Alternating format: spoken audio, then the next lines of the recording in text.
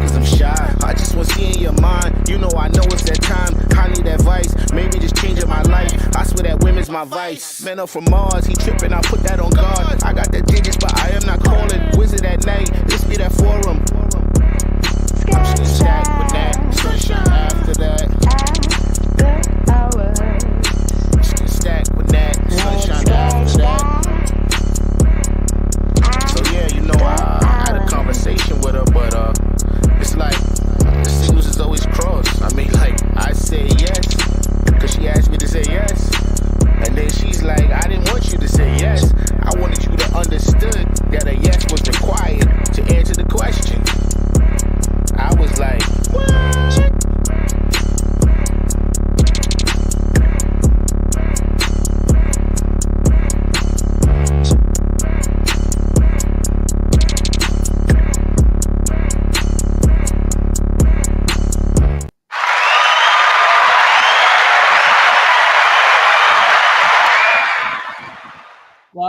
Welcome, everybody. Happy 2023. We are back for the new year.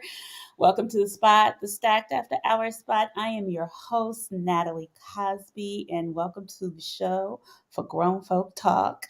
Tonight, we are talking about y'all's 2023 resolutions and with a focus on men's health. So, we are starting out the year focusing on you, not just relationships, but you got to start with you and make sure you are right before you get into some bringing somebody else into your universe.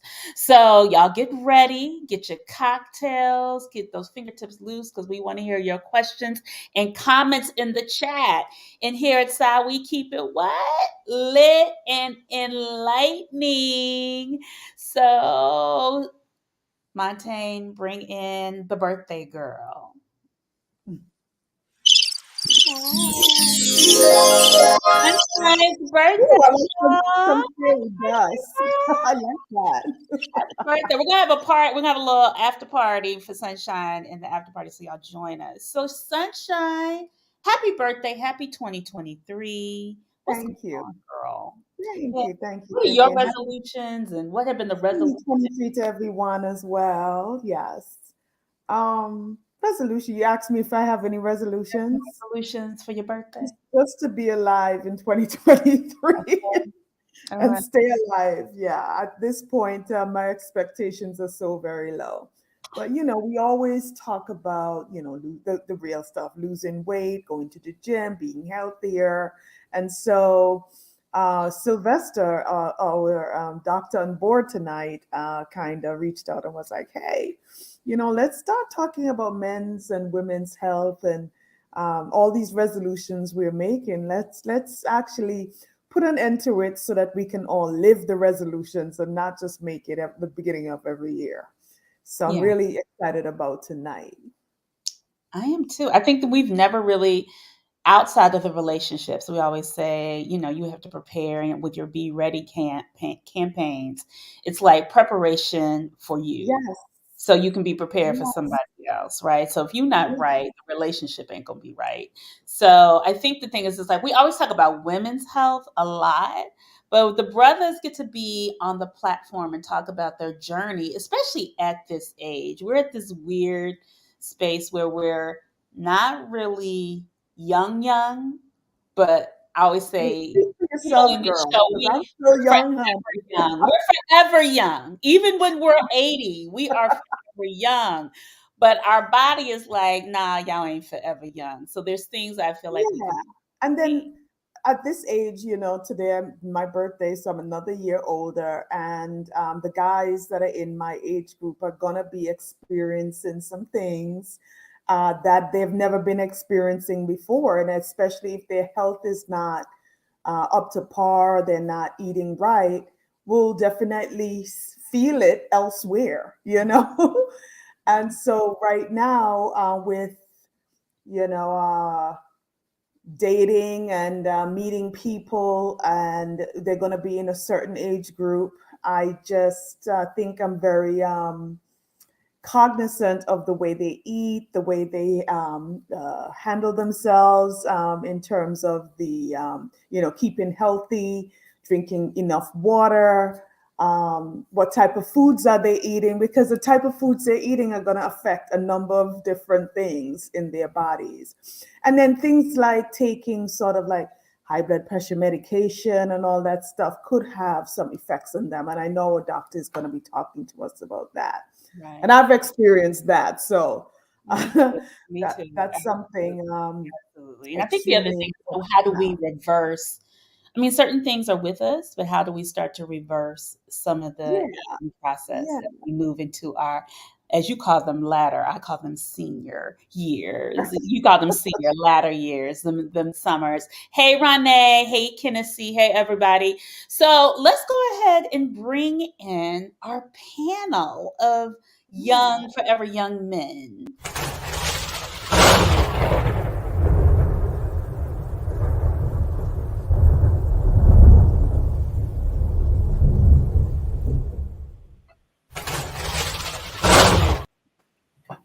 Hello, gentlemen. Hello, hello, hello.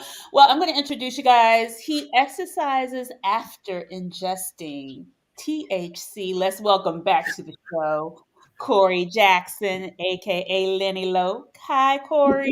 Hello. What's up? What's up? New to our YouTube show. He's been on Stacked After Hours before we came on YouTube. He once lived in the woods for 70 days straight. Lord, oh my God. Sean Cotman. Hey, Sean. What's up? 70 days. I don't even want to know what you smelled like 70 days later. I think just it's making. I was fresh and clean. Lots of baths in the stream. Smelling like a spring, Irish spring, that is, the creek. Okay. And then finally, new to the show, he's also been on the show one before we were on YouTube. He likes to cook. He's also a singer. Mr. Pumzile Sejola. We call him Puma. Hey, Puma. Hey, everybody. Hello. And then finally, he has gotten drunk in all 7 countries, and his motto is Jesus loves you, so do I. Let's welcome Dr. Sylvester Foote, our expert. Hi. Hello. You're not going to forget Miss Doctor. Did you call Lenny Loke as well? I did. He was the Yeah. I called him by his government. Right. Oh, that's why. I'm sorry. It's okay. So tonight, you guys, we want to know, like, how have you guys been living? What has been your struggles? What are some of the things? And then Sylvester's going to talk about some of the things he sees and witnesses that he constantly is talking to with his patients. But I think Black men's health is something that we rarely, it doesn't get to talk about as much as we should at this age.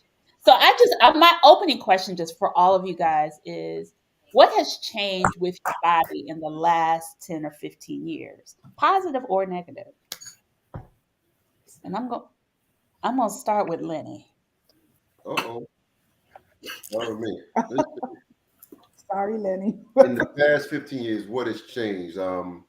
Well, outside of the fact that, I find myself being follically challenged right here and everything. But that's part of the growth process, hereditary.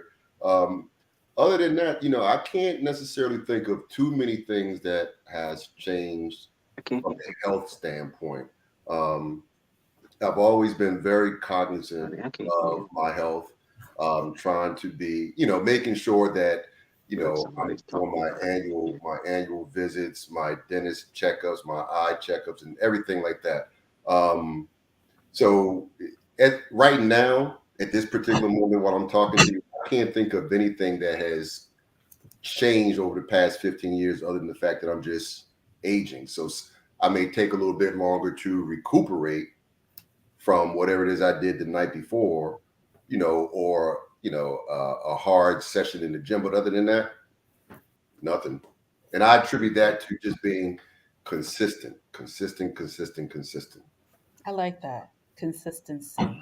I do like that. Puma, what about you? Can you hear me? Yep. Yeah. All right. Hi, everybody.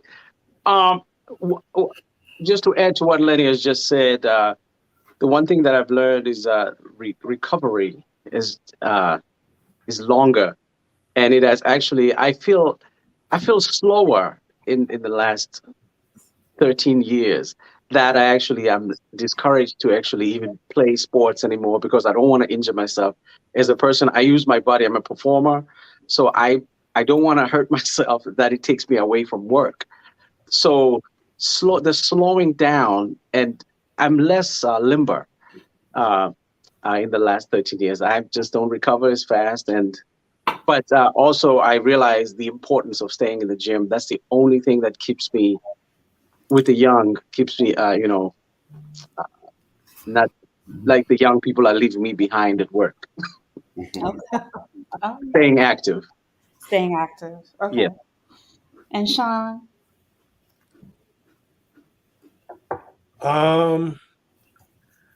Yeah, I would say it's been a challenge, particularly the last 5 years, because I blew my back out probably about 6 years ago, and so exercise came off the table. I look good, but years of hard partying, hard drinking, hard smoking, and the occasional drug of choice catch up after a while. And then the exercise, I agree with what everyone said in front of me, that it was the exercise, and I always had a pretty good diet. My problem was volume, not what I consumed, but how much. So there have been some definitely not paying good enough attention and being connected to yourself somatically to understand what you're feeling and ignoring many things that you may be feeling, or just getting used to, oh, I just can't do that anymore. So you don't. And not going, why can't you do that anymore? Let's go figure out what that is until something major happens. So, I've been down that path, and now I'm on the path of paying better attention, taking better care, and doing better recovery. Okay. Sylvester? Well, I do agree. Definitely, the aging process is definitely one. Along with that, the decrease in metabolism. But there has been some positive aspects too, such as better understanding of yourself and knowledge of your body has really increased more. And then there is a blessing that comes with all of that, and that is you tend to have a decrease in tolerance for general bullshit. Oh, So, yeah. yes. So Amen. can I ask a question? That's mental health. Can I ask a question, Dr. Foote? As our medical expert on board tonight, what do you see is the number one or the most common complaints of men at a certain age, Black men especially at a certain age? Well, it really starts in your mid 40s. And what I have noticed, based on what I'm seeing, is that it's a lot of hypertension, early strokes, which is a bit abnormal because we never really saw much of that. And it's really happening in people who you think are the most healthiest people that you wouldn't assume. They're always the big, muscular ones that you aspire to look like. And they're always the first one to fall. It's Go ahead. I'm sorry. The other things that we are seeing is hypertension, prostate, and colon cancer. That has really increased for us, Black men.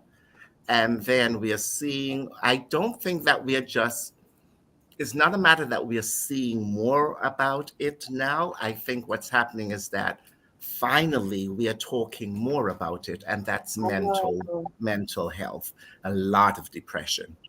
Yeah. Do you think that there is something specific that's causing more of it, or just because we're talking about it, it seems like it's more, but this has always been happening? I think that we're seeing more of it, and I think it may not be scientific because I'm not quoting factually, this is mere observation and it's just mine. So, I can't quote. But it really, what we are seeing is that there seems to be a correlation to diet, and more recently than ever with the pandemic, you're seeing a lot of depression, and that really stems from the fact of lack of socialization. Yeah. Hmm. It's interesting that you say that, Dr. Foote, because I think what I've also seen, and gentlemen, you can answer this too, is, as Black people, we always say we don't crack because we Mm, age so well internally, but we're constantly cracking on the inside because, inside. especially because of our social habits, Mhm. right? Our diet, as Sean said earlier, we overconsume, right? It's not like we don't enjoy in life. Sometimes it just kind of medicates whatever is going on that we don't want to deal with, which I think sometimes is connected to the mental health or the mental things that we just don't want to deal with. Because I always say being Black in America is hard. Oh, yeah. But I I I I think the thing is, it's just like there's this big movement in the Black community where people are kind of with therapy and also with how we're eating and so on and so forth. But I think it's always hard to kind of get people to understand the switch. I know some people have made switches. I know Lenny, I feel like what I've seen of you is that you work out a lot. And Puma, I think you've made some changes in food. I just want to kind of speak about the social aspects of things that we can do to kind of make a shift. Well, can I jump in and piggyback on what Dr. Foote mentioned? I think a couple things. One, I think the pandemic was a gift and a curse all at the same time. The curse Yeah. was the obvious, aftermath. The gift of it all was that if people really take the time to sit back and revisit it, they will realize that either they themselves or people who are near and dear to them were not in a good space prior to, right? Mm. COVID exacerbated it. So once we came out, people were a lot more open to talking about whatever it is that they were going through. Now, it started on a micro level, where they were talking with close friends and associates, people who would allow them that safe space just to say, hey, being stuck in the house for the past year really did a number on me. And they kind of went into it, right? Also, I think that prior to that, I believe that a lot of Black men were suffering from stress and depression, but it wasn't always an acceptable thing to speak on it. So we as a whole held on to it, right? Because it's as if we felt that by exposing that would make us less of a man. Forget all that stuff right now. So where we are right now, people are openly talking about it. And I think that is a beautiful thing. Yeah. Yeah. Yeah, What were some of the absolutely. what were some of the shifts that people what were some of the things that you discovered about, because I think the pandemic did kind of it exposed a lot about the Black community and how we're living. We know, but it was never put on Front Street, right? So what were some of the things that Sylvester, you saw as a health professional and gentleman that you had to realize for yourself? Well, I would hate to have this specific to the pandemic because that could consume your entire show. It could. That's why I said a Because few. a lot of things really came out from that pandemic. And remember, we're still in a pandemic, okay? Yes. Let's not Yes. fool ourselves. So, but a lot of things really came out from that. And you saw a lot of broken dynamics in family relationships in the Black community. And this really was highlighted when you had people patient in the hospitals who died alone Hmm. and really Oh, no one to call, or who do we get in touch with?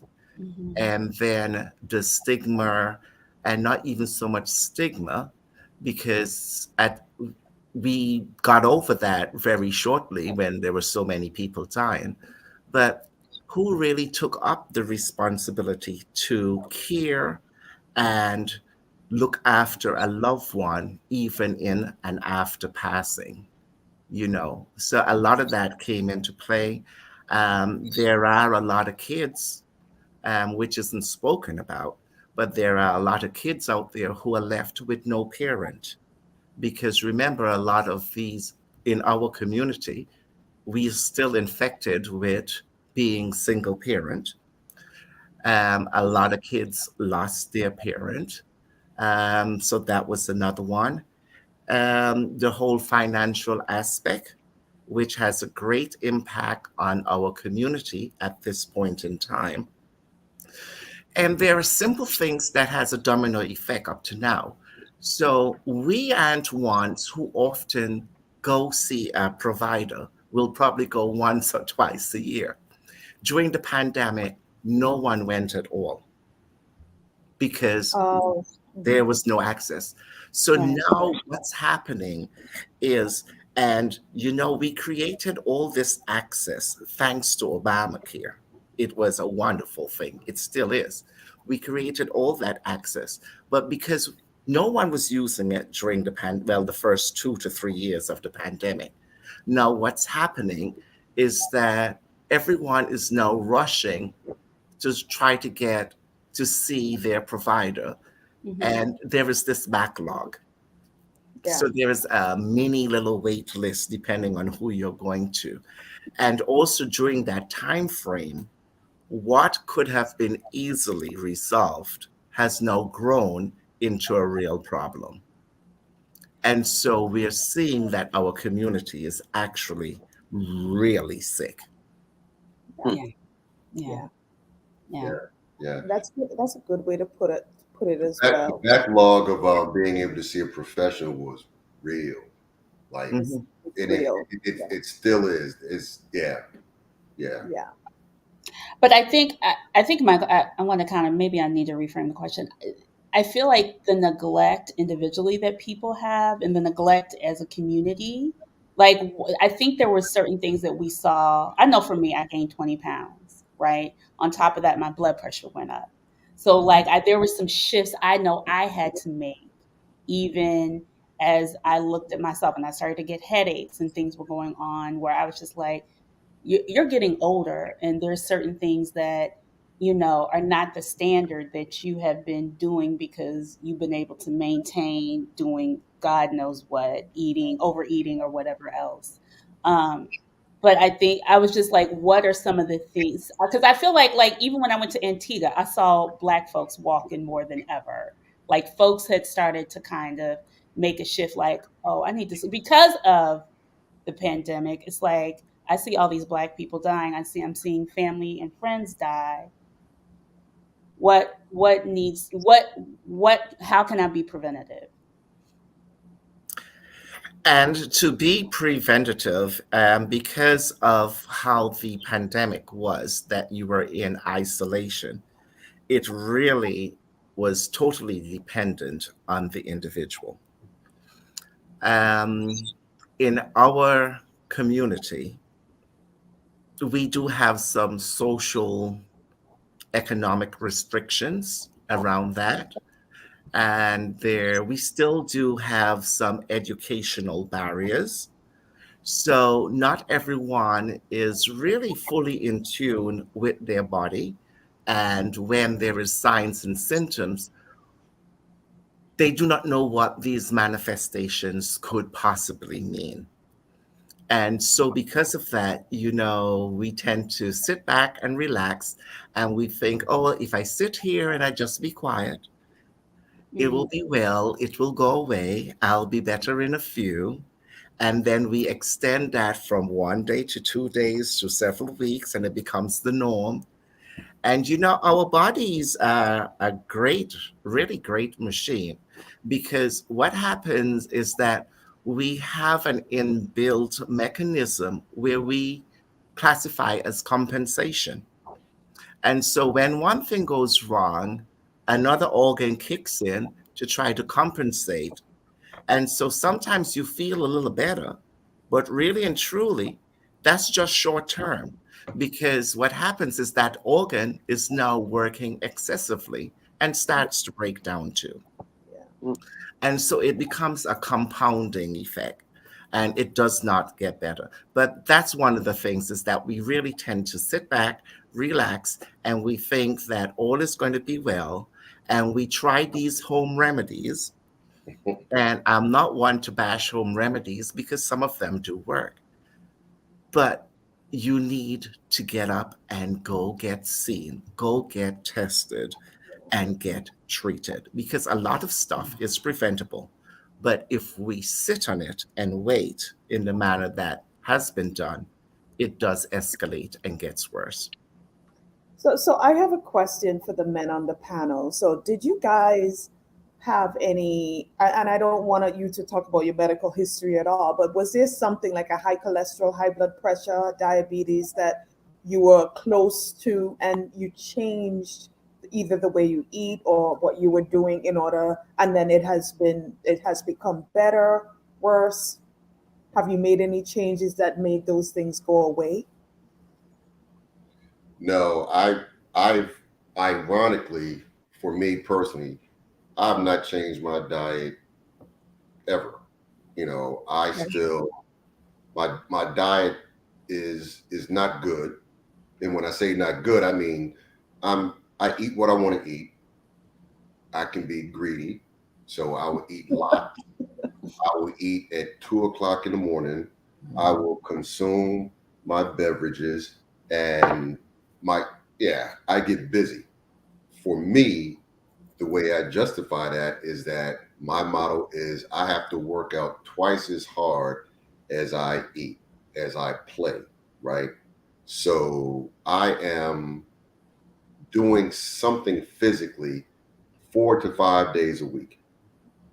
If I'm walking 15 miles, which I did on Saturday, 15 miles in 5 hours, just moving, or if I'm in the gym, I'm doing something to make sure that my blood is flowing, my heart is pumping well, I have fresh air in my lungs. I go to the doctor. Now, clearly I understand by working out, that doesn't necessarily mean that your organs and everything that you're putting in your body is going to be, just thrown away and you're good. Right. So I'm very cognizant of that. But as I said, I go to the doctor and I pay attention to my body. So Lenny, were you bigger before, or were you always in this shape? No, so as I was growing up, I was a small figured person, right? I was tall, but I had an ectomorphic frame, right? And I still have that. With age and just lifting, I've gained weight and gained muscle mass, but I make sure that I'm comfortable. I got as high as 235 pounds of just muscle, right? That was too much for me. I could feel it in my knees. I could feel it in my back. While I look good, to the eyes, I felt like this isn't good. So I scaled it back down. So anytime I can hover around that 212 to 222 mark, I'm good. Mm. I'm good.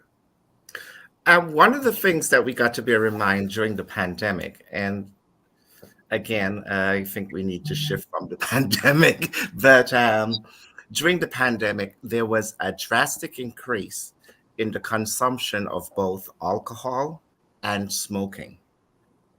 And that does come out to play at this time, because you got to bear in mind, alcohol, as much as we all love it, I sure do, but it is pure sugar. Yeah. We've got to bear in mind how alcohol is produced. Okay, it's total fermentation of sugars, And so that's what you're Well, consuming. Jim. And you're having that with soda. On top of Soda is more full sugar. of sugars Well, and I think carbonic acids.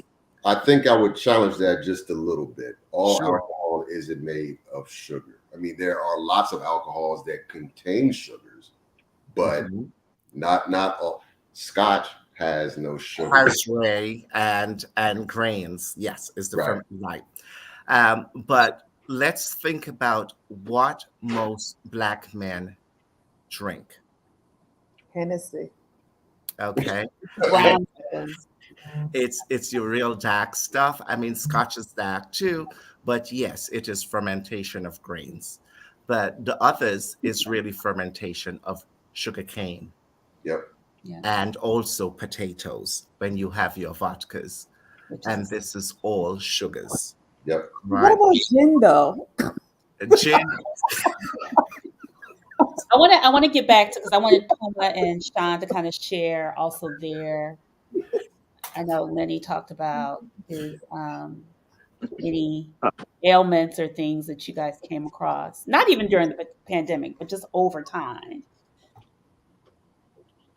I'll jump in. I had a problem with acid reflux Mm.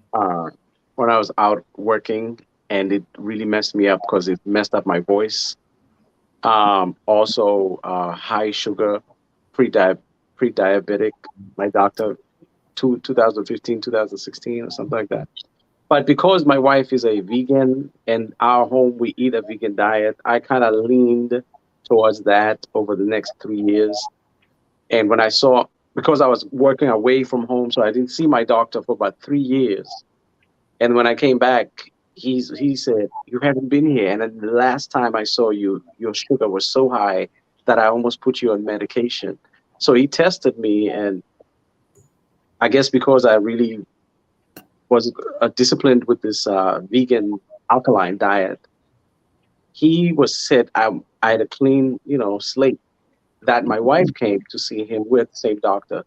He told her that whatever your husband has been doing, he needs to keep doing because I thought by now he would be diabetic. And Oh, also the acid reflux gone. That I think was an issue of eating portions that are way too much and just a combination of foods at the wrong times of the day.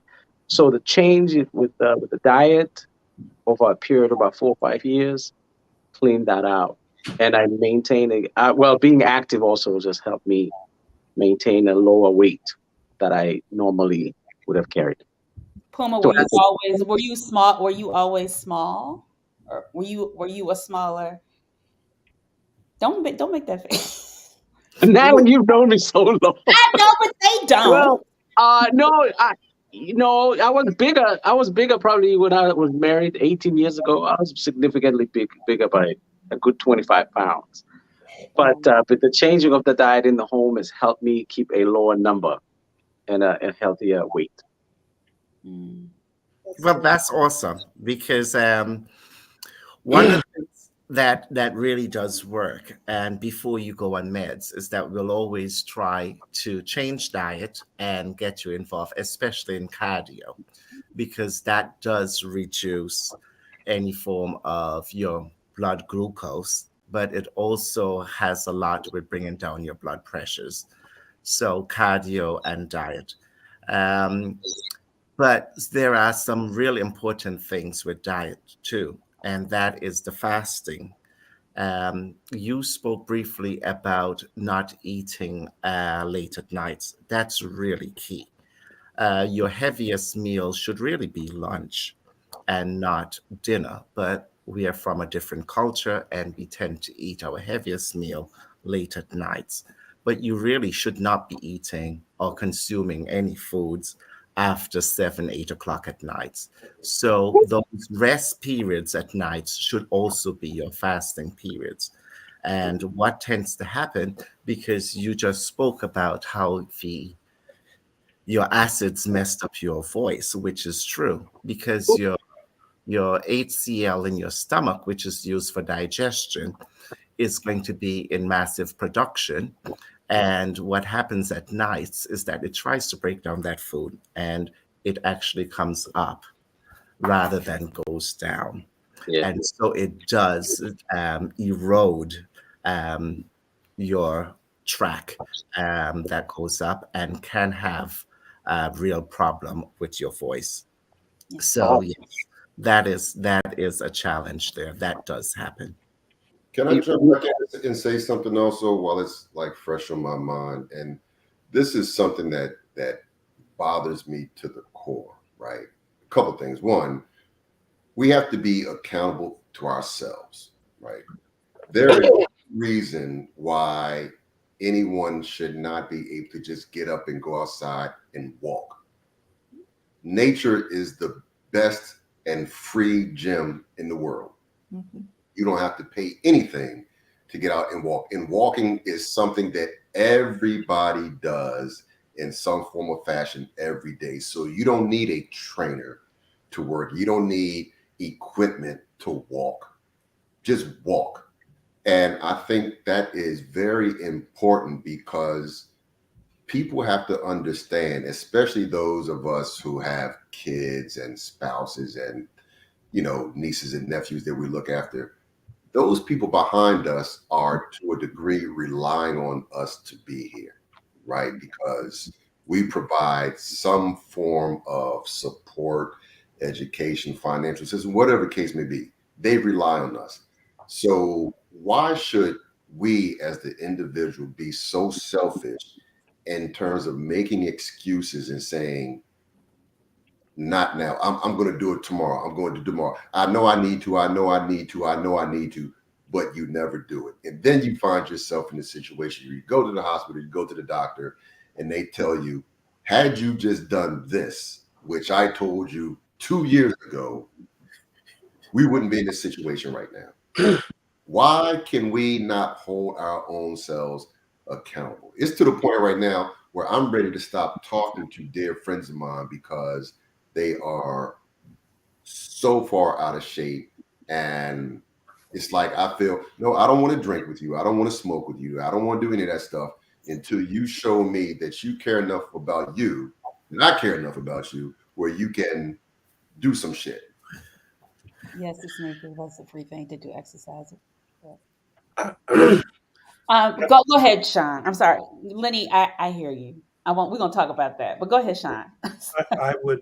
There were a couple of thoughts that I wanted to throw out. The first one is, and they're all everything that everyone's saying about the physical aspect of what we're dealing with is, exercise, eat right.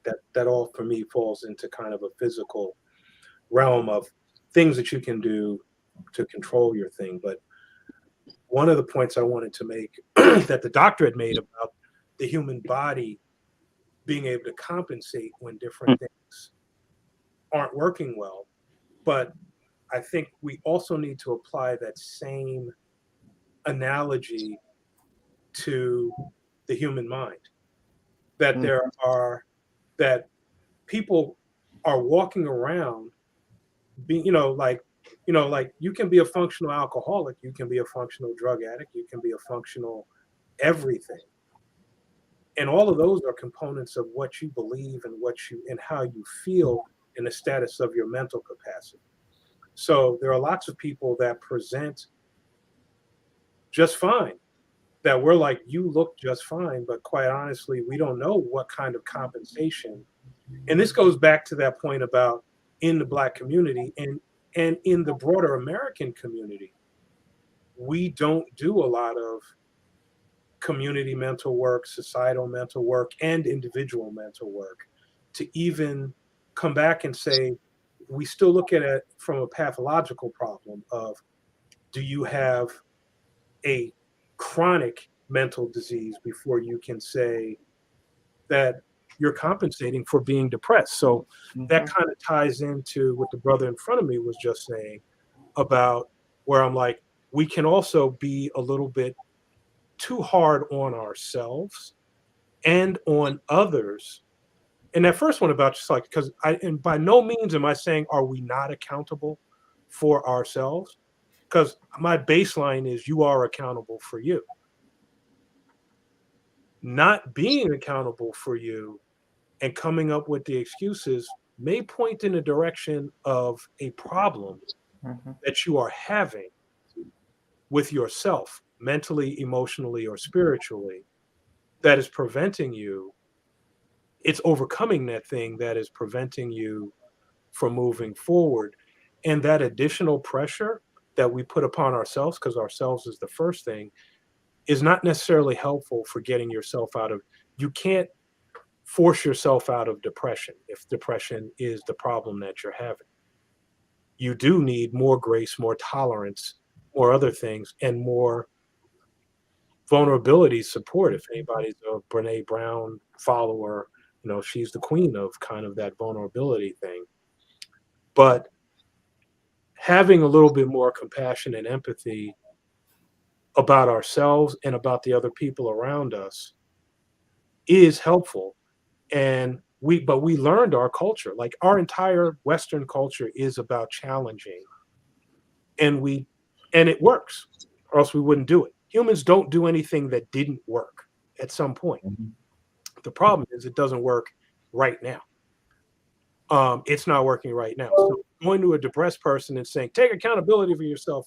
I'm not going to drink with you till you prove you love yourself to yourself.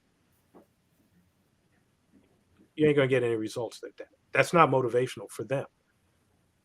And it's a mindset, and it's a learning mindset that we have to have, that the intentions are great. I come out of that mindset. I've done this to my friends. My friends have done this to me. But learning other ways of being, and also understanding that there's mental and spiritual and emotional compensation that goes on, and that sometimes people are compensating all day long because they're in the street. And when they get home, they've held themselves together as long as they could. So telling them to go back out and do some more work, do a couple of push-ups, go back out, is literally the thing that they can't do because they are compensating the entire time. So, and I know I'm guilty. I'm very guilty of that. And that actually a lot of my physical health, as it was deteriorating, improved not just with medical treatment, but with other treatments that helped me deal with me. And understanding that the other approaches to things were detrimental to me. So just sharing that. It sounds like, Sean, it sounds like what I'm hearing is it sounds like mental neglect. Like when people are mentally, when they're not well, you end up neglecting all other aspects of your life mentally when they're mentally not there. Or you just don't notice. Like, I mean, that is truly to me, that is truly the piece about the mental component, is that we're so busy compensating that you don't notice the things that you can't do. You just stop doing them. And then you stop thinking about them. And then you don't really notice until you don't do anything. And then you wind up in the hospital and they're like, well, why haven't you been doing this? Why haven't you been doing that? You're like, and then you have a good reason for decreasing your world. But frequently people don't even notice that that's what they're doing, because they're still going to work. They're still taking care of their children. Yeah. They're still, but that other stuff is not getting done. And we attribute, and a lot of times we attribute that to getting older, and not necessarily that there's another problem. So Sylvester, what are some of the things that brothers, particularly Black men, are not noticing but need to be put on notice about with their health? And I am going to answer that in just a second, but I just want to support what was just said. And one of the things is, this whole concept of people not knowing, they do, and they are aware of what's going on with them. But we've got to think about our cultural norms. And one of the big problems that we have that's still plaguing us is this procrastination and instant gratification. And so even although we try something, we expect, because we tried for 2 days, on day 3, we're going to have this marvelous recovery. And when that does not happen, we retrieve back to bad habits. And so those two things are really what's competing with what getting us to our final point, procrastination and instant gratification. And that's why I don't really believe in making a New Year's resolution, because it's one thing to say, oh, because it's a new year, we're going to do this, that, and the other. But it is a lifestyle choice. So, yeah. But back to your question, Natalie. Um, the whole concept of Black men, Mhm. prostate cancer and colon cancer. And there is a real big problem there for us. And this is really, it can be preventable if caught at a good time, but it requires us to be in tune with our bodies and to take or to go in for diagnostic treatments that our Black men somewhat don't want to deal with, because some of it, somewhat, somewhere in their head, it's a threat to their sexuality, which is just ridiculous. Can you Huh? expand on that a little bit? Wait, huh? So, Like, like, explain that, Sylvester. so for example, prostate examination. Exactly. We still have Black men who Yeah. think that a digital examination should not be done to them, because it anything going up in the anus is a problem, and it questions their sexuality. Not everyone, I don't even talk to people who say that dumb shit, man. not everyone, but it does. Man, you don't move It on with does. that bullshit. It does exist, I and believe you. I believe you. I do. To me, it's like you're going to risk your health and exactly. your life because Yeah. you think that something penetrating you that's going to examine you to save your life now makes you, you feel violent. Yeah. Yep. Out of here. Then there is the whole thing with the colon, because of course you have to have a colonoscopy. So that's another one. And then there's also treatment for hypertension, where Black men would refuse to take the meds because taking the medication may cause some erectile dysfunctions. Yes. So that's what we are really seeing. And just if we could get, and it's really the only way to target this problem is through education. But Mhm. along with education, it really stems back to changing your concept of thinking and Yeah. how you perceive yourself, and getting rid of that stigma. Yeah. It Yeah. sounds like it's attached to so much masculinity that Yes, it becomes so toxic in so many ways where it's just not necessary. You're correct. right. It's education. Yeah. I don't have no problem with that. The only thing I'm asking before I get that whole record is like, look, let me see your finger. I want to see how big that is. I'll be prepared for it. Other than that, come on. You know what I'm saying? I'm trying to get in and out. Let's get it. Sorry. But that's So, Sylvester, Doc, you did say something. I'm going to call you Doc tonight. Now, Sylvester is fine. Natalie, Sylvester, come you on. did say something. There's ways to prevent colon and prostate. What are some of the ways that? Well, colon, yes, and it's back again to diet. But then again, you got to bear in mind, not everyone is at risk. So although you may want to curb everyone's diet, it's really within moderation. But one of the things that you really need to curb is the amount of pork you actually digest. And along with pork, anything that Getting contains so mad about they bacon, because some people have bacon every day. yes, there's a lot of nitrates in that. But you're talking about men specifically, though, I'm right? talking to men, but women have the same problem, but I'll leave that for next week. That yes, so you're talking about processed foods and stuff with nitrates, such as salami, ham, prosciutto, anything, bacon along that line, because it has a lot of nitrates involved. And that does do quite a great deal of harm to the colon. What about jerk pork? That's a different stuff.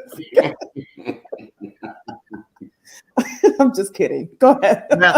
Well, you know what, Sunshine? That jerk pork messes you up big time too. Sorry to tell you that, because the amount of spices and pepper that's involved in that can cause some havoc with pelvic ulcers.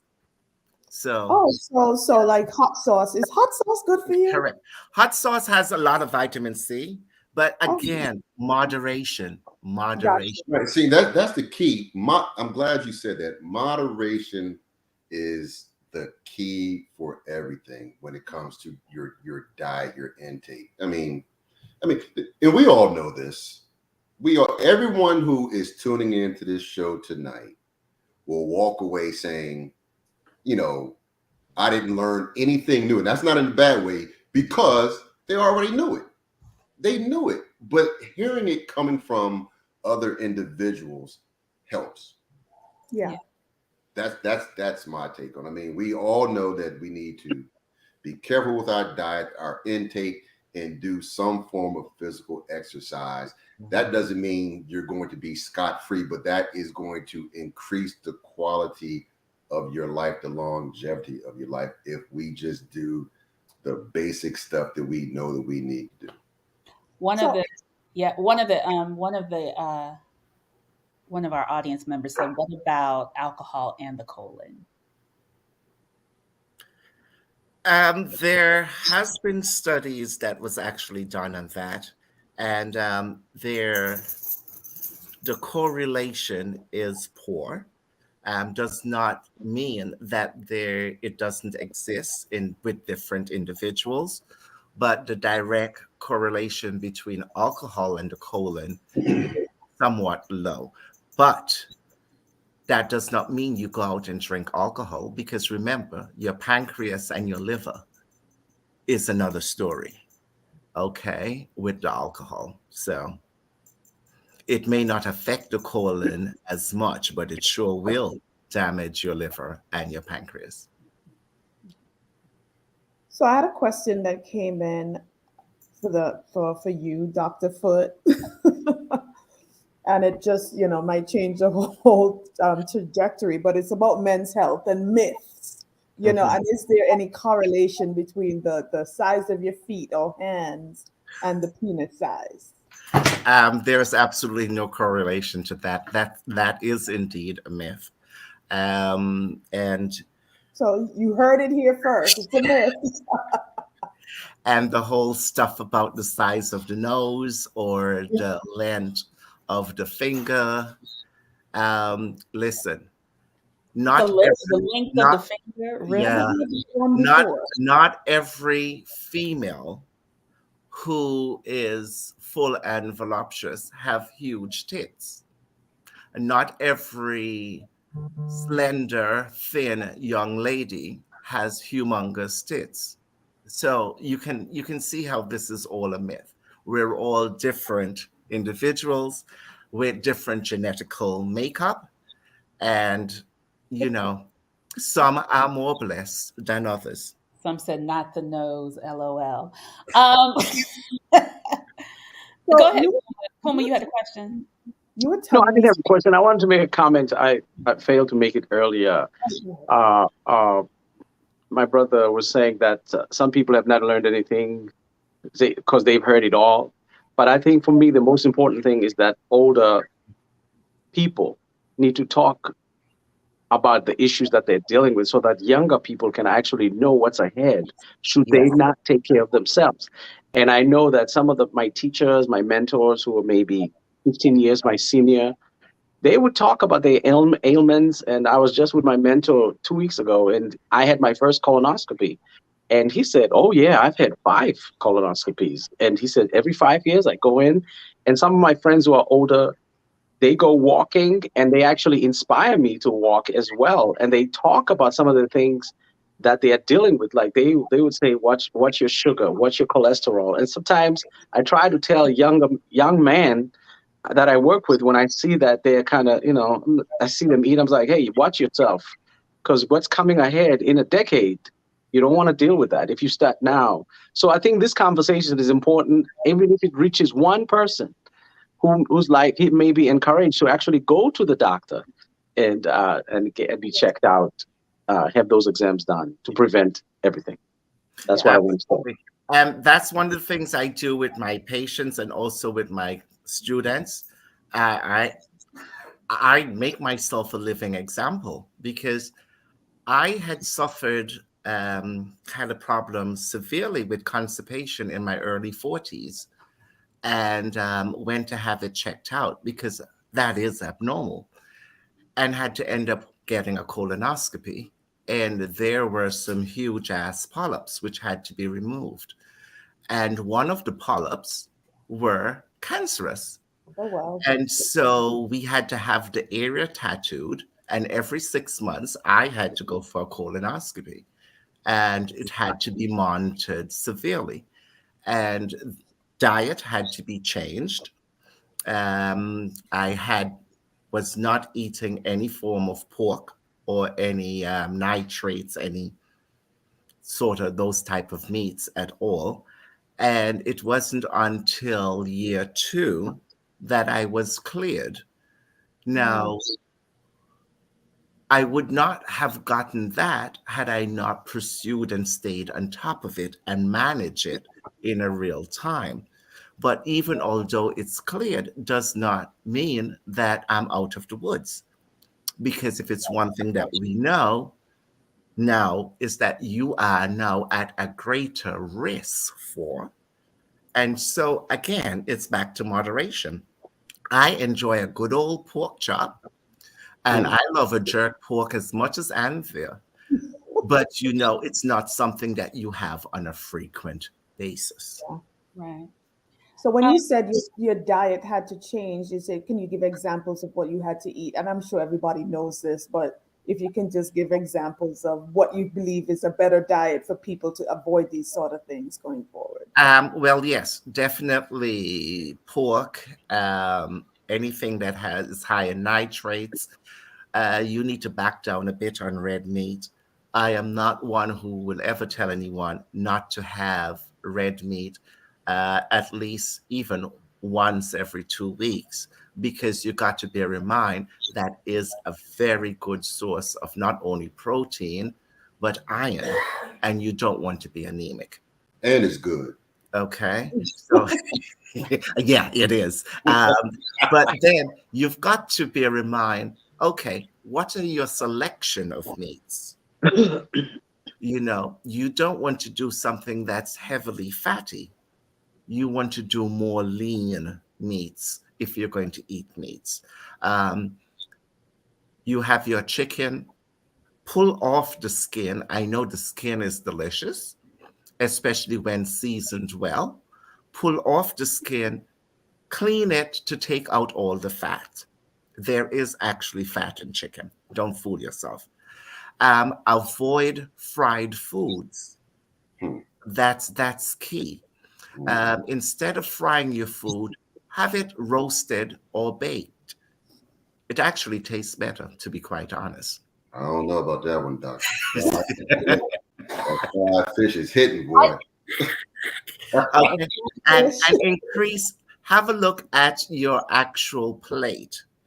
Okay, you cannot fill your plate up with carbohydrates. So you need to increase more vegetables in your plate. Somebody said, can you see the plate? If you can't see the plate, you got too much food.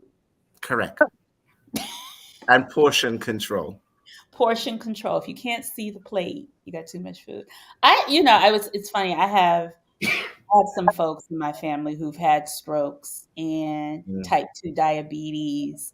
And I was just like, what is causing all of that? I mean, I know it's high blood pressure and certain things, but because I see that a lot. Like I have somebody in my family who's very young who had their first stroke in their 30s.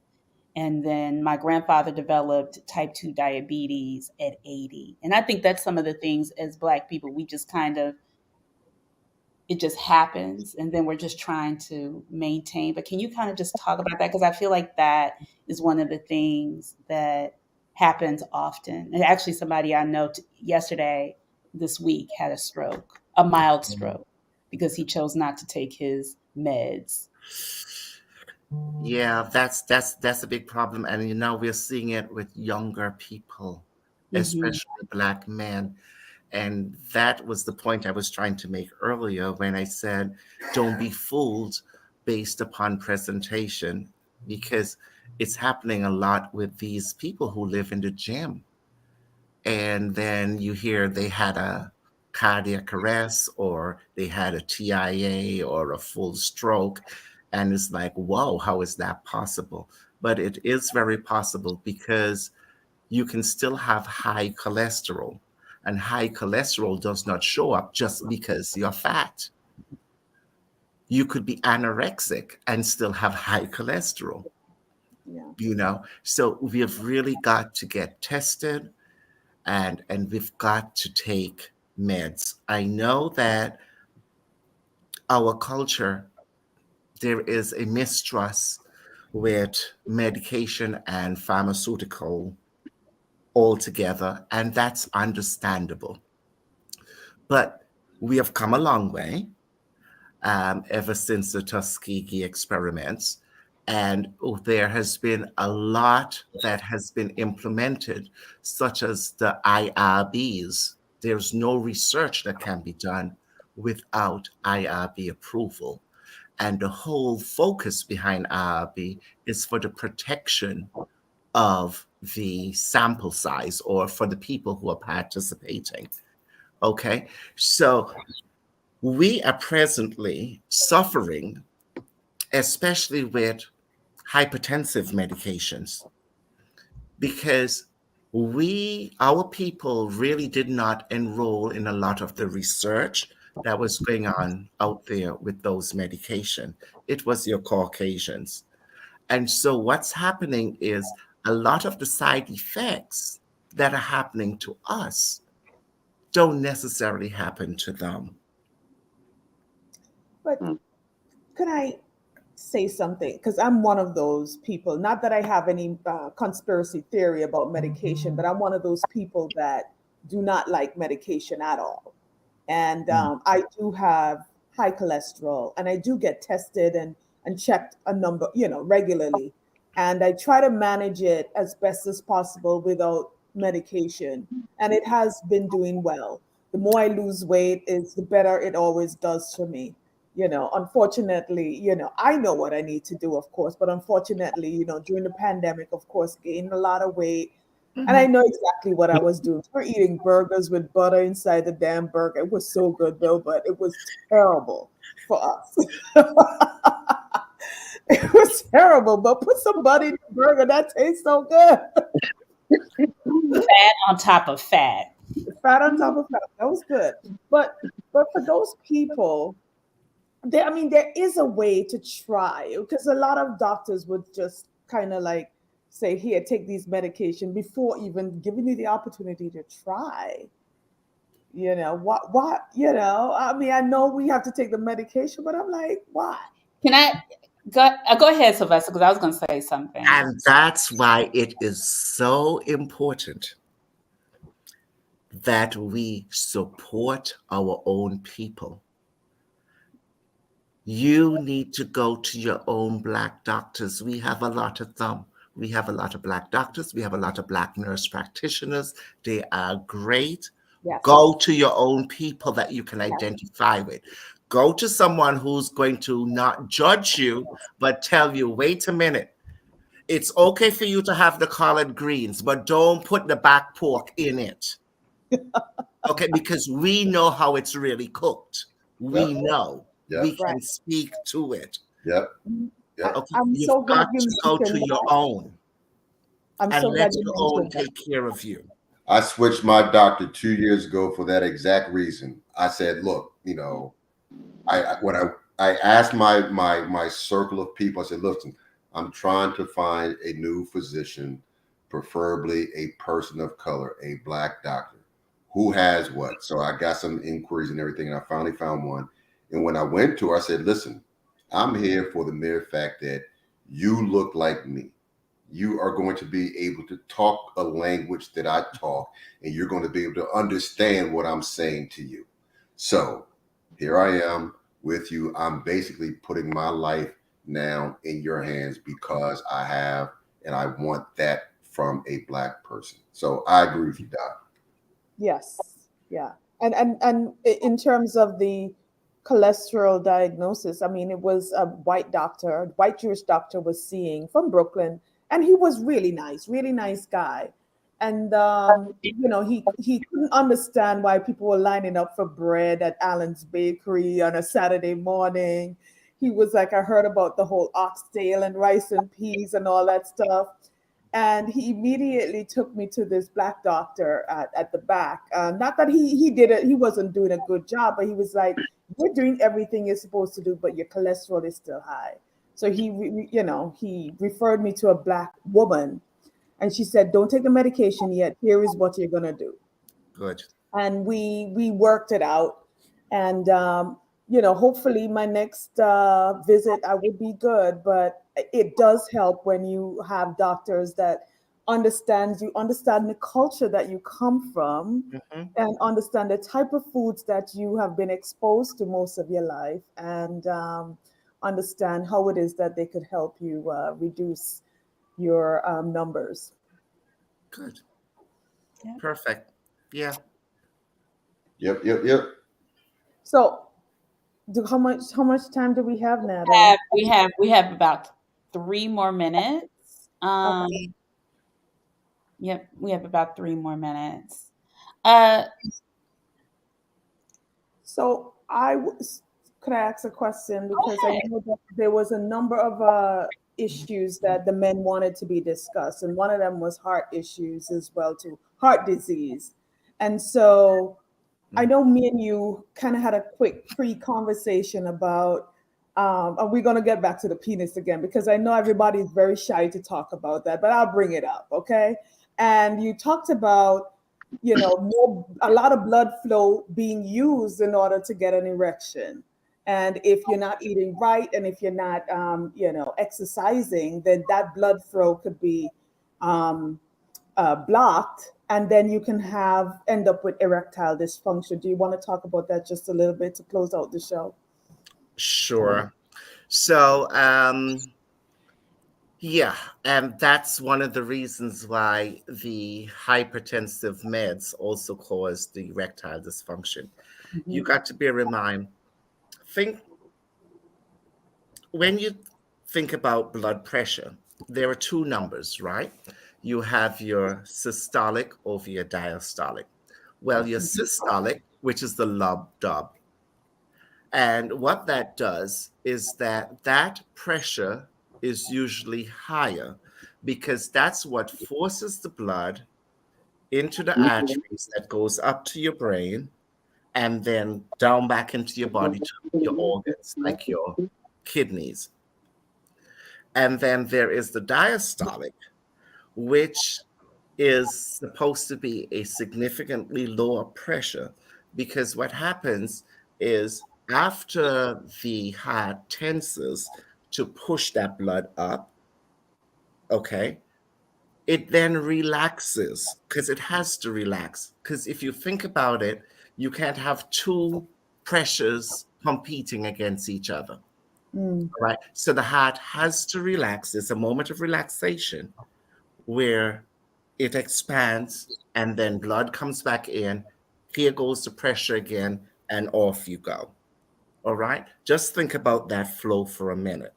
Now, when your diastolic is high, which is the number below, which is ideally should be at 80, but if it's going to be higher than 80, you can see how that pressure is in that heart below. So there's no real resting period.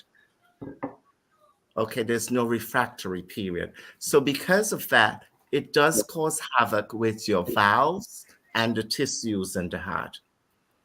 So, Okay. so is that a good reason why people either have like heart attacks or strokes after during sex sometimes? Well, that could Men. be multiple things, because it could also be that Just your arteries and your veins could also could be like I don't blocked want in there. a man to die. So that could be multiple factors there. But what would cause someone with ED is really that you could have poor vascular system where there isn't sufficient blood flow going to certain areas, or there could be buildup in the veins and arteries that would take oxygenated blood to those muscles. That's going to give that full arousal because it does requires a great pooling of blood. All right.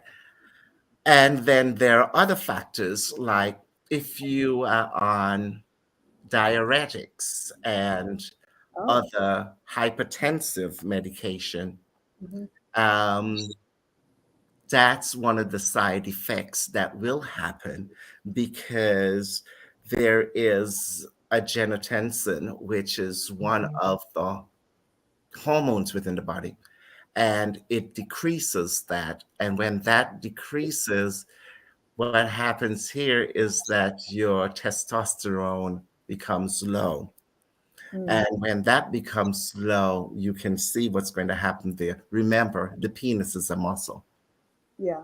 and So the erection of it is totally dependent on blood flow and oxygenated blood to fill all those capillaries to get it fully erected.